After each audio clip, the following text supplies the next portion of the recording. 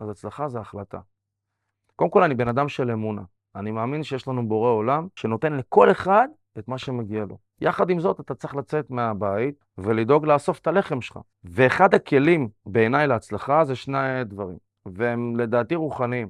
אחד, אני ממש מאמין בזה. כשאתה נותן כבוד לסביבה שלך, הסביבה מחזירה לך. וזה יישמע מוזר, אני לא יודע אם מי שיצפה בזה יתחבר, אבל בעיניי, מי שמכבד את ההורים שלו, הוא אוטומטית בן אדם מצליחן. כל מה שאתה עושה בהמשך, תהיה דתי, לא דתי, תניח תפילין, תאכל כשר.